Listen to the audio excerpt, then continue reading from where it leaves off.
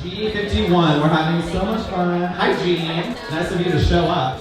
The name of this show is called MCM Monsters. And this is the work of a master printmaker named Eric Reweitzer.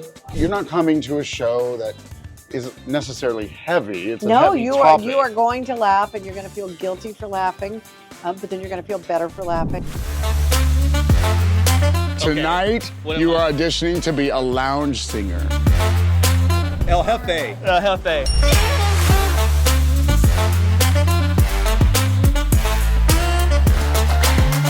Let's do it. Boom.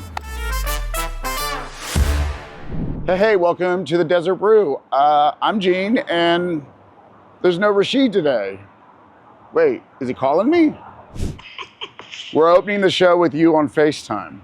Oh, Lord. So now let's do the lead-in for everybody that they're used to. So, hey, welcome to Desert Brew. I'm Gene. I'm Rashid. On FaceTime. All right, let's go have some fun. Let's do it. I'm here at the shops at 1345. Did I do it right? You did. I love it. With James Bocci, contemporary. You are a gallery owner here at the shops. Yes. First of all, let's just talk about the shops and the concept in general. So we love showing people new places to go. Okay. I love art. This is a coming together of art and wares and just some, tell me a little bit about the space itself overall. So the shops originally was built by modernist E. Stewart Williams.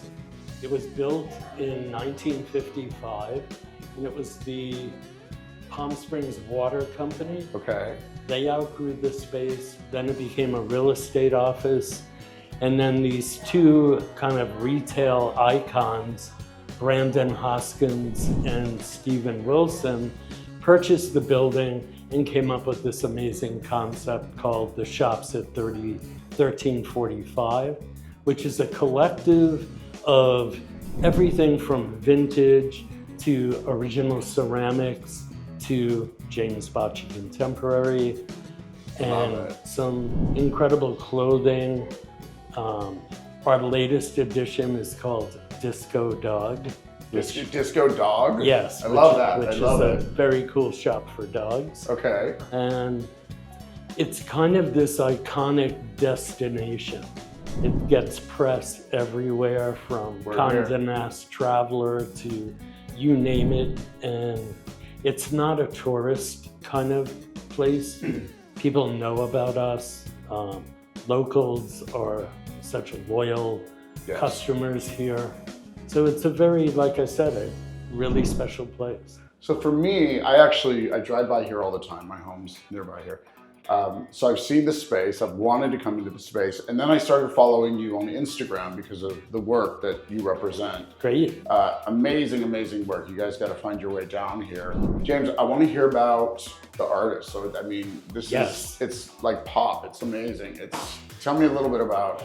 So the name of this show is called MCM Monsters and Mid-Century Modern. Okay. And this is the work of a master printmaker named Eric Reweitzer.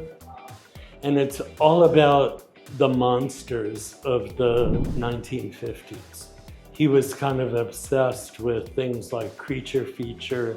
So film or print or? Film and television. Okay. You know those kind of early B monster movies made in Japan? Yes. And I mean, you know, I wouldn't. You wouldn't. No. I was close behind, so it's all good. And of course, now one of the biggest movies out right now is Godzilla. Exactly. And this show was in the works for over a year, so we didn't even know about the movie. It was just too coincidental, which was great. So a little bit about the work. All of the pieces that are in color are originals. All right. And what they are, they're collage and linocut printing. Okay. So for example, this is Pink Palmzilla, and of course you see the tram. So each one of these little pink squares has been laid down individually on a piece of paper as a collage, and then he does the liner cut print on top of the collage. That's The shops are open Thursday through Monday from 10 to 5. Okay. We have parking. Love it. I On love it. Saturdays, we do an event called Rosé Saturday. I'm looking at the paneling on the wall, which actually looks a little original. I feel like It that is. was maybe part of the original office, Yes. but amazing pieces here, amazing pieces. We'll put up their website. We're gonna put up your website, and Great. I really encourage anybody who wants to see a unique space and a space that isn't mass merchandising, that's very eclectic, and definitely the artwork within your gallery is beautiful. So Thank you.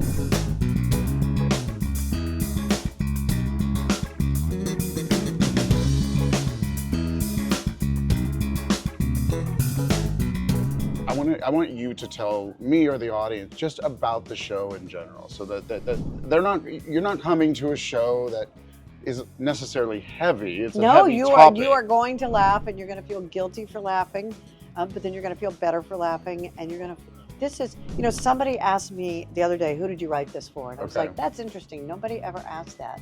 I said, it's taken me, since I wrote the book, started the book in early 2016, so what, 8 years? Mhm. It's taken me 8 years to realize I wrote this for me, and that it's not my mom's story, that it's my story. That's why I about asked if it was therapeutic. coming Absolutely. to grips with all Yes. of it. It is for people who've been through it, to let you know, dump the guilt. You did the Dump the best you guilt. could.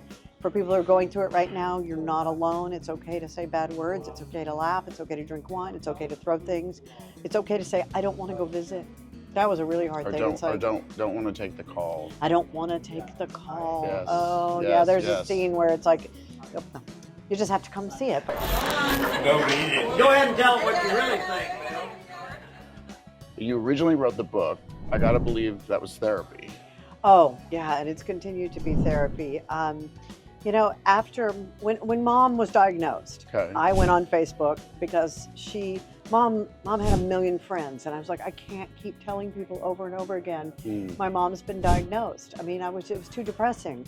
So I went on Facebook and I thought, oh, I hope I don't make her friends mad, but I got to tell a lot of people in a short period of time. And my mom was diagnosed today with Alzheimer's. And the hundreds of responses I woke up to Right. the next day, I was like, I had no idea. And I'm pretty well read, and former news anchor, former rock radio DJ. Right. I had no idea. And what year was this that it started?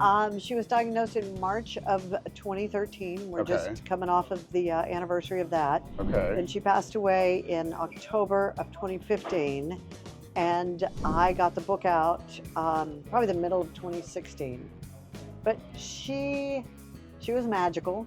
Okay. She never met a stranger. She loved everybody. Everybody loved her. And she loved to help people. So I thought, I learned so much Right. from this crazy Facebook community.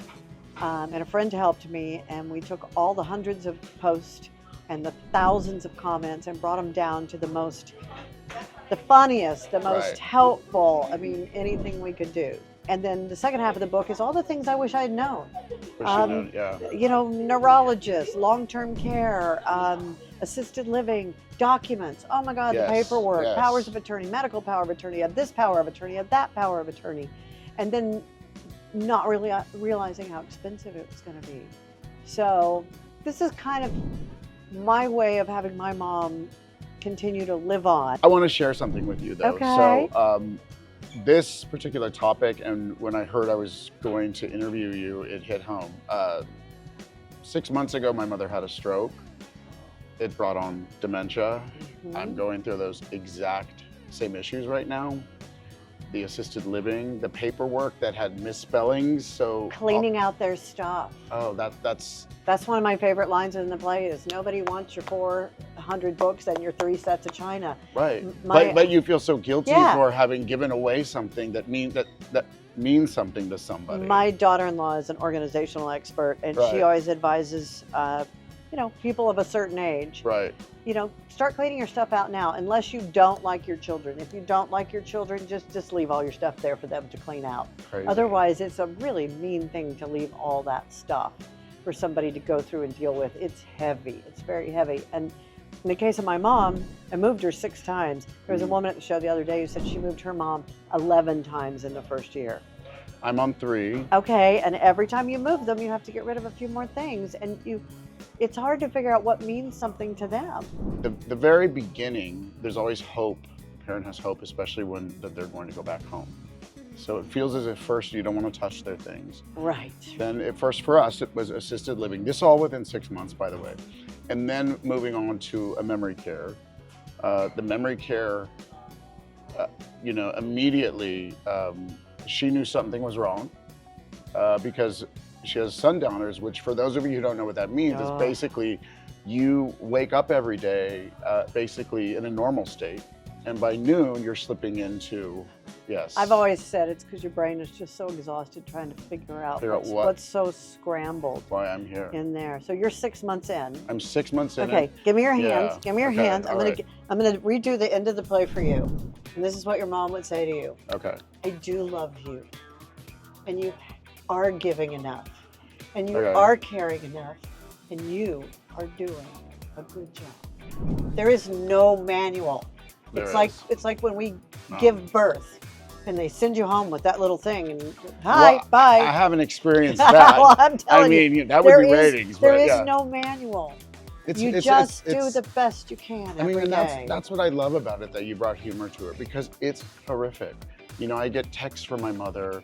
And by the way, this is not about me, but I know, do but want to share this. my So- mother called me Yeah. like 60 times in a row. Well, my mother knows how to text at 90. Oh, and no. she hasn't lost that ability, which means My mom never figured it out, thank goodness. it gets crazy, the texts and, Yeah. and the anger and the not understanding where she is and wanting to make sure she's okay, and the guilt. Guilt of not being able to take somebody home because Yeah, but you can't. you can't. You have them. You have to keep reminding yourself that you have them someplace where they are safe. Mm-hmm. And I had I had a house that was like a Frank Lloyd Wright ripoff, and it was all Right. 5 different levels of stone and concrete and brick and all this slate. There was no way I could have my mom in that house. No way. No way. I didn't realize how far into the stages she was until we finally got her out of that. My dad passed away in December of 2012, and she had this incredible routine. And when he died, it broke the routine. So when she was first diagnosed, you said that you used Facebook as a platform to communicate it with everybody. yeah, it's my therapy group. Was your mother still aware that you were doing that? I mean, No, so she how wasn't did that really work? sure what social media was. Okay. We had given her email a few years before that, and that was the gift that kept on giving Okay. 18 times a day when she could. How do I do Why it? is your cousin sending me all this political stuff? I don't Right. want to read this. Right. So we didn't know she was probably into the stages of Alzheimer's already. So she Okay. was having a hard time grasping it.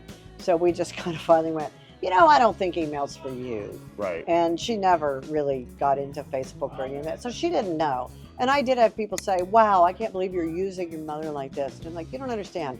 My mother lived vicariously through my radio career. I'm in the Radio Hall of Fame in Texas. She loved it. She loved being Dana Steele's mom. She loved being the center of attention.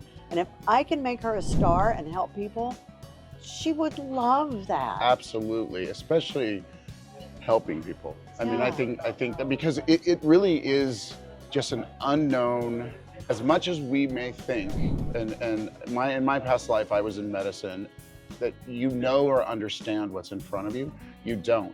And let me tell everybody on air this fact that will surprise most people. Your insurance doesn't cover. Medicaid, no, Yes. most people don't qualify for Medicaid, and if you Yes. think you do, and they'll go back 5 years to see if you've Yeah. hidden assets or So, transferred money. assisted- Medicare doesn't cover it. Assisted living, which is very expensive, and memory care, which is even more, is not covered, which is something 6 months ago I believed in my soul if I had insurance. Texas is one of the more affordable states Right. compared to California and New Yes. York and New Yes. Jersey, and we were up to $7,000 a month. Yes. So $75,000 out of our own savings. Now we are lucky and fortunate that we had that kind of savings Yes. to keep mom safe. which most people. But we were yeah. close to running out of that. Right. When she did pass. You have to come see the show, and whether you've gone through it, you're going through it, the truth of the matter is most of us will at some point. That's right. There's a Rosalind Yes. Carter quote that we use in the play, and there are only 4 kinds of people in the world. Those who have been caregivers, those who are caregivers, those who will be caregivers, and those who will need caregivers. And odds are you're going to be all 4 at some point.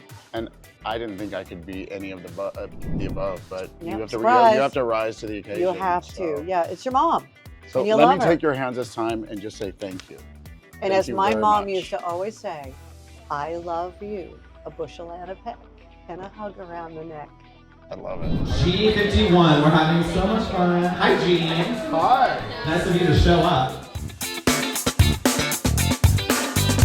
Hey, welcome to the Desert Brew. I'm Gene, and we're about ready to go into drag bingo at the Zozo. So I ran into 2 Texans. Show them your glasses.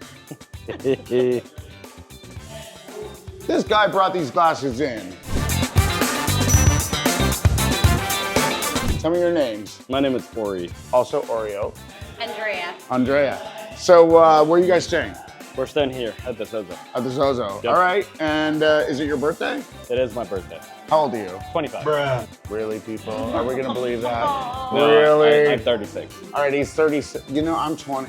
Right? I swear. So you're here for, Birthday weekend. and how'd you guys hear about drag bingo? Because the whole drag thing is huge in Palm Springs. So I mean, what better way than to play bingo when it's drag bingo, right? Right? I love it.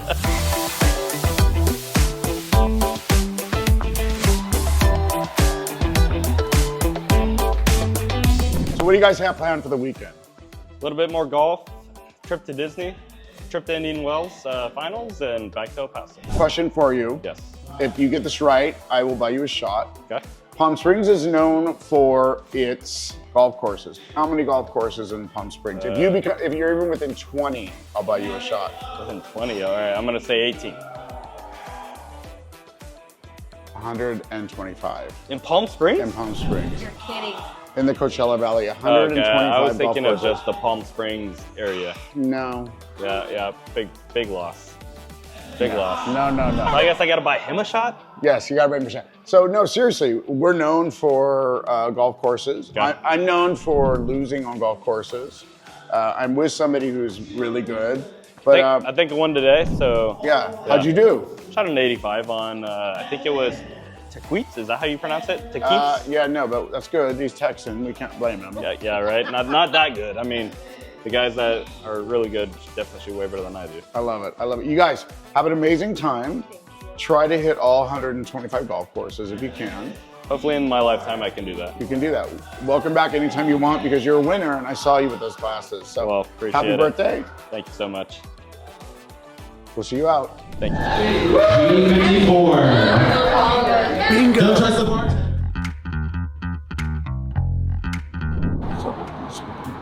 What are you doing?